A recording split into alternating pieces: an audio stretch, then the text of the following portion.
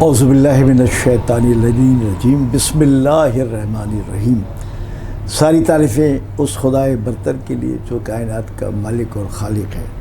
ناظرین کرام، ہم اپنے دوسرے ایپیسوڈ کے ساتھ جس میں کہ ہم گفتگو کر رہے تھے اللہ کی اس لاریب کتاب قرآن مجید کے اس سورہ کہف کے بارے میں، اور ہمارے مہمان جناب حجت اسلام مسلمین مولانا عروج زیدی صاحب ہمارے درمیان موجود ہیں۔ تو ماشاءاللہ قبلہ کسی بھی تعارف کے محتاج نہیں ہیں اور بہت زیادہ علمی شخصیت ہیں، تو بڑی تفصیل کے ساتھ ہم ان سے بات کر رہے تھے۔ آئیے ہم پھر اپنے سوالات کو لے کے ان کی بارگاہ میں چلتے ہیں۔ قبلہ یہ فرمائیے گا، جیسے کہ سورہ کہف پہ پچھلے پروگرام میں بھی ہم گفتگو کر رہے تھے کچھ سوالات، اور آپ نے بڑی تفصیلاً اس کا جواب بھی دیا، ناظرین نے سماعت بھی فرمایا۔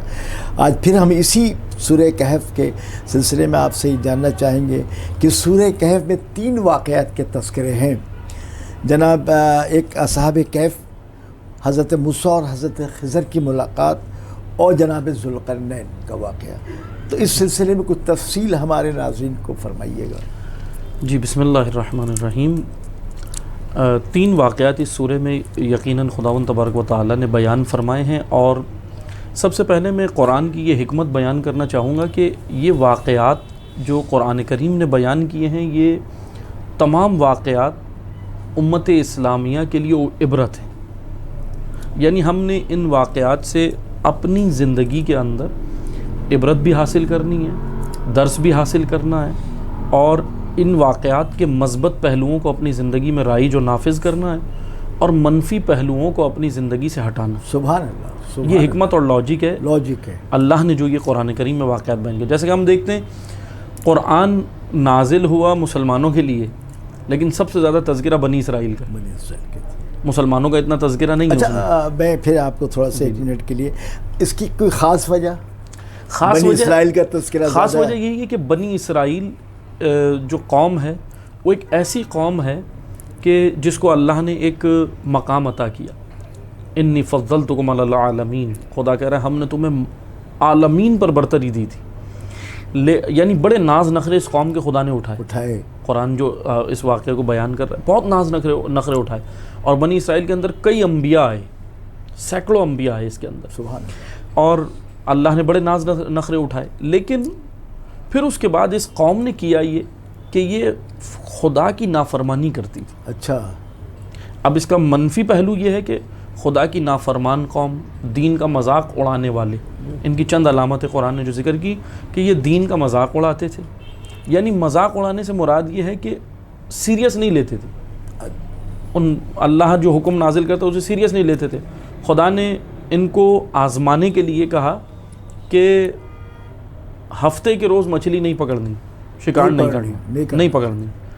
انہوں نے جو وہاں سے جو ان کی نہریں بہہ رہی ہوتی تھیں، مچھلیاں جاتی تھیں بہتی ہوئی، وہاں لکڑی کے پٹ لگاتے تھے، مچھلیاں روک لیتے تھے اور پانی نکل جاتا تھا۔ اتوار کو جا کے اٹھاتے تھے اور کہتے تھے ہم نے اتوار کو پکڑ لی۔ یہ اللہ کے ساتھ تمسخر۔ خدا نے پھر اسی لیے کہا نا کہ خدا کسی کے ساتھ کوئی تمسخر مذاق نہیں کرتا۔ تو ان کے بڑے واقعات ہمیں قرآن میں ملتے ہیں۔ پھر حضرت موسیٰ علیہ السلام کا اس قوم میں آنا، پھر حضرت موسیٰ علیہ السلام کی بہت طویل داستان، حضرت موسیٰ نے اس قوم کو اٹھایا، سب کچھ کیا، فرعون سے نجات دی، سب کچھ کی، لیکن یہ قوم اس کے بعد بھی آپ یہ دیکھیں موسیٰ علیہ السلام کا، پھر اللہ نے اس قوم کا امتحان خدا نے بار بار لی، کیونکہ خدا کو معلوم تھا خدا امتحان اس لیے نہیں لیتا کہ خدا کے علم میں کوئی اضافہ ہو، کیونکہ خدا کہ علم میں نہ کمی ہوتی ہے نہ اضافہ، وہ تو منبع علم ہے جہاں سے علوم پھوٹتے ہیں، وہ ذات تو سرچشمہ علم کا۔ لیکن امتحان اس لیے ہوتا ہے کہ اقوام اپنے آپ کو اپ گریڈ کریں، ہم اپنے آپ کو اپ گریڈ کریں۔ بس میں ابھی بنی اسرائیل کا کیونکہ موضوع نہیں ہے اتنا زیادہ ہم اس میں نہیں جاتے، بنی اسرائیل کا واقعہ بیان کرنے کا ہدف خداوند متعال کا یہ ہے کہ امت اسلامیہ اس سے عبرت حاصل کرے، جو ان کے منفی پوائنٹ تھے ان کو بھی نوٹ کریں, جو مثبت تھے انہیں بھی نوٹ کریں, اور پھر اپنا موازنہ کریں کہ ہم کیا موسیٰ علیہ السلام کے پیروکار ہیں یا بنی اسرائیل. سبحان اللہ. یہ حکمت ہے اللہ کی. اور پھر ایک اور میں حکمت بیان کروں تو نہج البلاغہ میں امیر المومنین علی بن ابی طالب علیہ السلام فرماتے ہیں کہ ماضی اس لیے بیان نہیں ہوتا کہ آپ اسے سن کر سر دھن کر چلے جائیں. واہ واہ نہج البلاغہ. واہ واہ. ماضی اس لیے اقوام کا بیان ہوتا ہے کہ اس سے آپ نے حال میں عبرت لینی ہے اور مستقبل کا فیصلہ کرنا. سبحان اللہ سبحان اللہ سبحان اللہ. اس لیے جتنے واقعات اقوام کے گزرے ہیں, حضرت لوط کی قوم ہے, قوم عاد و سمود ہے, جتنی اقوام کا ذکر قرآن کریم نے کیا ہے, ان سب میں ہمارے لیے حکمت ہے. اب ہمارے اس سوال کی جانب, یہ تو میں نے تمہیداً اشارہ کیا نا کہ یہ واقعات کی لاجک کیا ہے. اصحاب کہف یعنی وہ غاروں والے اصحاب, غاروں والے اصحاب جو غار کے اندر, پہاڑ کے اندر جنہوں نے پناہ لی. اچھا, یہ چند افراد تھے, یہ وہ چند لوگ تھے جو اپنے معاشرے سے کنارہ کش ہوئے. ان کا معاشرہ, ان کی سوسائٹی, ان کا معاشرہ بالکل گناہوں سے آلودہ, اللہ کی راہ سے ہٹا ہوا, ظالم و جابر حکمران اور انہی کے تحت چلنے والے کے لوگ. لیکن یہ چند پاکیزہ جوان تھے, سبحان اللہ, یہ ٹکرا گئے اس نظام سے, سبحان اللہ سبحان اللہ. ظلم کے اس سسٹم سے ٹکرا گئے, اور انہوں نے کہا کہ ہم قبول نہیں کرتے. یعنی میں اگر سمجھانے کے لیے دو جملوں میں کہوں, انہوں نے عملاً کہا لا. ہم الا اللہ تو کہہ لیتے ہیں لیکن پہلے لا نہیں کہتے, لیکن خدا نے شرط رکھ دی کہ الا اللہ میں آنے سے پہلے لا کہنا ضروری ہے. انہوں نے پہلے ان کو لا کہا کہ بھئی ہم آپ کو قبول نہیں کرتے, آپ کی تہذیب, آپ کا تمدن, آپ کی راہ, آپ کی فکر, آپ کی آئیڈیالوجی, وہ سب اللہ کے انبیاء کی تعلیمات کے مطابق نہیں ہے, ہٹ کریں. انہوں نے قبول نہیں کیا, اور پھر یہ تعداد میں بہت کم تھے. خدا نے ان کے واقعے کے اندر ہمارے لیے ایک حکمت یہ رکھی کہ آپ اگر ایسی سوسائٹی میں رہ رہے ہیں کہ جو بالکل گناہوں سے آلودہ ہے, کرپٹ سوسائٹی, اگر میں آج کی زبان میں ٹرانسلیٹ کروں, جی بالکل, کرپشن کے ماحول میں رہ رہے ہیں, تو آپ کرپشن کا حصہ نہ بنیں, امر بالمعروف و نہی عن المنکر کریں. لیکن اگر بہت زیادہ مسائل ہوں, آپ تعداد میں کم ہیں, جان پہ بن آئے, تو اصحاب کہف کو خدا نے کہا کہ آپ ہجرت کر جاؤ. سبحان اللہ. پھر اس سوسائٹی سے ہجرت کر جاؤ, یعنی حد الامکان اپنے آپ کو بچاؤ ایسے کرپٹ معاشرے سے, اور اس معاشرے کی اصلاح کی کوششیں بھی کرو. لیکن جب دیکھ رہے ہیں کہ نہیں ہو رہا اور آپ کی جان پر بن آئی, تو پھر خدا کہہ رہا اب آپ ہجرت کر جائیں. اصحاب کہف نے ہجرت کی اور غار میں چلے گئے. پھر وہ بہرحال 309 سال تک سوتے رہے. خدا نے ان کے اوپر ایک نیند طاری کر دی. 309 سال یہ ادھر سوئے ہیں غار میں. پھر اس کے بعد بہرحال باہر نکلے, اور جب حکم ان کے نیند سے ہی بیدار ہوئے 309 سال بعد, جب یہ باہر آئے, ان کے ہاتھ میں قرآن بیان کرتا ہے کہ وہ پرانا سکہ تھا ان کے دور کا, 300 سال پرانا وہ سکہ. بھوک لگ رہی تھی, ایک کو کہا کہ تم جاؤ. اب ان کو نہیں پتا تھا, ایک پہلے تو آپس میں اٹھے اور پوچھنے لگے کہ یہ بتائیں کہ ہم کتنے عرصہ سوئیں. تو ایک نے کہا کہ ہم آدھا دن سوئیں. سبحان اللہ سبحان اللہ. یعنی نیند سے پہلے آدھا دن سوئے. بہرحال وہ کہا کہ اچھا بھوک بھی لگ رہی ہے, اور کہا کہ ظالم بادشاہ کا دور. اب ان کے ذہن میں وہی تھا کہ ظالم بادشاہ کا دور. انہوں نے ایک کو بھیجا کہ آپ جاؤ لیکن اپنا پہچان نہیں کرانا, کیونکہ ظالم بادشاہ کا دور ہے, یہ سکہ لے جائیں اور آ جائیں. وہ جب وہ باہر نکلا ہے, اس نے تو دیکھا کہ یہاں تو ماحول ہی تبدیل ہو گیا.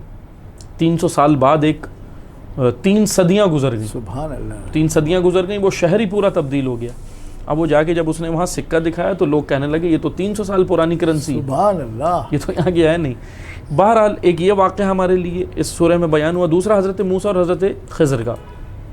اصحاب کہف کے واقعے سے کے اندر لاجک یہ ہے کہ استقامت, اللہ کی راہ میں ڈٹ جانا. استقامت ایک طاقت ہوتی ہے. استقامت کو عربی زبان میں صبر کہتے ہیں. سبحان اللہ. ہمارے معاشرے میں معذرت کے ساتھ صبر اسے کہتے ہیں کہ سب کچھ چھوڑ کے بھاگ جاؤ, صبر کرو, بس صبر کرو. یہ صبر نہیں ہے, صبر ہے اللہ کی راہ میں.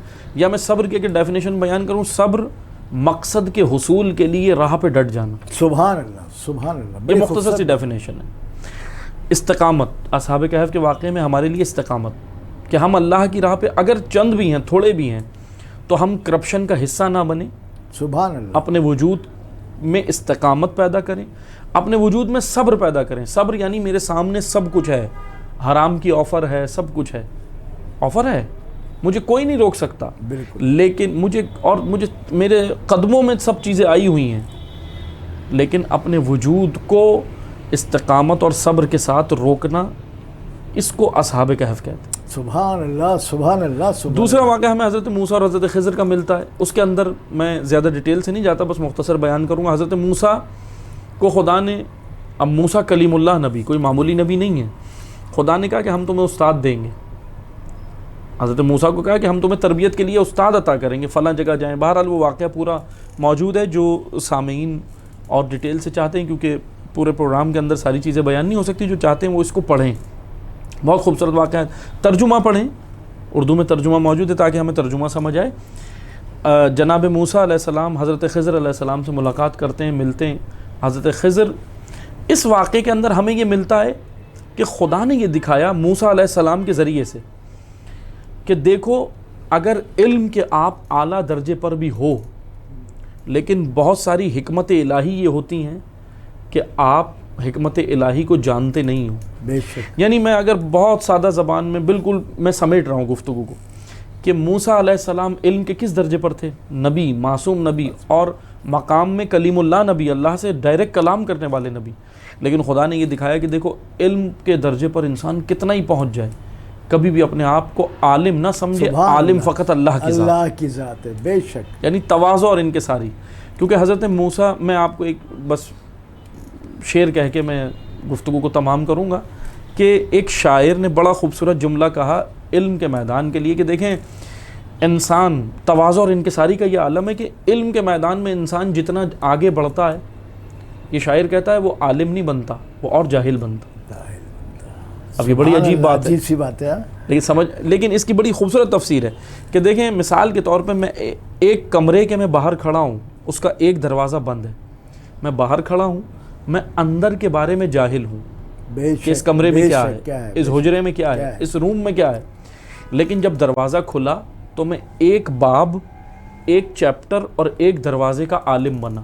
سبحان اللہ. لیکن پتہ چلا اس حجرے کے اندر 4 دروازے اور ہیں، 4 دروازے اور ہیں. واہ. ایک سے میں مستفید ہوا، ایک کے بارے میں نے جانا، عالم بنا، 4 سے میں جاہل ہو گیا. واہ واہ واہ واہ واہ. کیونکہ اب جب میں نے پھر اس کے بعد جب 4 دروازے میرے اوپر کھلے اس کمرے کے، تو پتہ چلا اندر 8 اور ہیں. 8 اور ہیں. واہ واہ واہ واہ. تو اسی لیے شاعر نے کہا کہ بند ہو گئی آنکھیں واہ واہ واہ تو بصارت پائی، بند ہو گئے کان تو سماعت پائی، جب کھنگال ڈالے علم کے سارے کلزم، تب کہیں دولت عرفان جہالت پائی. واہ واہ واہ. یعنی میں جب علم کے میدانوں میں گیا تو میں عالم نہیں بنا، یہ تواضع ہے، یہ اللہ کی بارگاہ میں تواضع ہے. تو دوسرا واقعہ ہمیں سورہ میں یہ ملتا ہے کہ موسیٰ علیہ السلام جیسے نبی کے ذریعے سے خدا نے دکھایا کہ دیکھو، آپ علم کے جس درجے پر بھی ہو، اپنے اندر تواضع پیدا کرو. پہلی انسانی صفت ہمیں حضرت جناب اصحاب کہف سے جو ملی وہ ہے استقامت اور صبر، ڈٹ جانا. دوسری صفت وجود انسانی کے لیے ہمیں جو اس واقعے سے ملی وہ حضرت موسیٰ اور خضر کی ملاقات، اور یعنی اپنے تواضع اور انکساری. اور تیسرا واقعہ ہمیں جناب ذوالقرنین کا ملتا ہے. ذوالقرنین کے بارے میں یہ ہے کہ ان کو اللہ نے مشرق و مغرب کے بہت سارے علوم اور حکومتیں عطا کی. یہ گئے، انہوں نے سفر کیے. یعنی تیسرا جو ہمیں ملتا ہے جناب ذوالقرنین کا وہ یہ ہے کہ اللہ نے اسلام کو ایک جامع دین بنایا ہے، مکمل دین بنایا، جو مشرق و مغرب کے نفاذ کے مشرق و مغرب کے اوپر نافذ ہونے کے لیے آیا. تو بس یہ 3 واقعات ہمیں قرآن میں ملتے ہیں. اس کی باقی ڈیٹیل جو ہے وہ سامعین اس کو اور پڑھیں گے تو اور لطف آئے گا. اچھا قبلہ، یہ بھی فرمائیے گا کہ جو اصحاب کہف جو غار میں تھے، تو اس سلسلے میں یہ ایک ہماری کا یہ ہے، حقیقت بھی ہے کہ وہاں کچھ کتوں کا بھی دخل ہے. حالانکہ وہ تو نجیس اور ناپاک ہے، لیکن وہ جو ہیں جانور، ان کے بارے میں اصل میں اس کے بارے میں مفسرین اور علماء، اور پھر جب ہم روایات میں معصومین کی جانب دیکھتے تو ہمیں یہ ملتا ہے کہ یہ کتے کے بارے میں جو سوال کیا گیا کہ جی وہ کون تھا، کیا تھا، تو اس کے بارے میں بعض ہمیں اس طرح ملتا ہے تاریخ کے اندر یا روایات کے اندر کہ وہ جو کتا تھا وہ یہ دنیاوی نہیں تھا. وہ اللہ نے کوئی ایک ایسے عالم سے، جنت سے یا کسی اور عالم سے خدا نے خصوصی طور پہ وہاں بھیجا تھا. سبحان اللہ سبحان اللہ. جیسے حضرت اسماعیل علیہ السلام کے لیے ذبیحے کا آنا. واہ واہ واہ واہ واہ کیا مثال دی. واہ تو اسی لیے اللہ نے اسی طرح بہت ساری حکمتیں، اب بہرحال بہت ساری لاجک اور حکمتیں وہ ہوتی ہیں کہ عقل انسانی پھر وہاں تک نہیں پہنچ پاتی. اس لیے یہ بالکل جو ہم دنیا کے اندر دیکھتے ہیں وہ کتا نجس العین ہے، شریعت کہتی ہے، شریعت کے بتائے، لیکن وہ کتا جس کا ذکر ہو رہا ہے وہ دنیاوی نہیں تھا. واہ واہ واہ واہ. وہ ایک خصوصی طور پر خدا نے جنت سے یا کسی اور مقام سے بھی. تو یہ آپ نے اتنی خوبصورت مثال دے دی جناب حضرت ابراہیم، ذبیحے کا آنا، دمبے کا آنا، اور جس طرح. سبحان اللہ سبحان اللہ. ناظرین یقیناً آپ استفادہ حاصل کر رہے ہوں گے. بڑی خوبصورت اور جامع گفتگو کر رہے ہیں، تفسیر پیش کر رہے ہیں قبلہ و کعبہ محترم مولانا عروس زیدی صاحب. لیکن ہم اس بات پہ بھی مجبور ہے کہ ہمارے پروگرام کا وقت ختم ہو رہا ہے. آئندہ پروگرام پہ پھر حاضر ہوں گے انشاءاللہ، اور موضوع بھی ہمارا یہی رہے گا سورہ کہف، اور قبلہ بھی انشاءاللہ ہمارے ساتھ ہوں گے. اپنے میزبان حسن عابدی کو اجازت دیجیے. والسلام علیکم.